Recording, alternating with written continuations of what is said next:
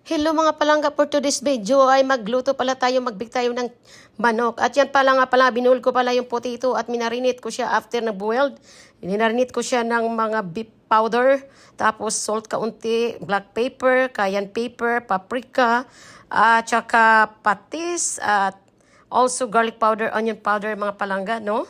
Yan, at nilagyan ko ng aswite. Kung anong nilagay ko sa potato, yun din ang inilagay ko sa manok. At hinaplos-saplosan ko siya ng chicken oil para maging siyang, hindi mo alam kung anong recipe na ito. May pagka-Spanish, may pagka-Pilipino, may inasal. So tapos binik ko siya ng 45 minutes, pat binabad ko siya, minarinate ko siya nasa rep na mga 4 hours. Ngayon mga palangga, yung nilagay ko sa pinggan ay pagkain pala ni Apam. At yun namang bunggang-bunggang potato natin na marinated, na binoiled ko.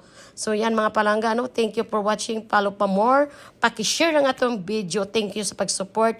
God bless sa inyong lahat mga palangga. Iwan kayo ng bagas para mabalikan kayo. Bye!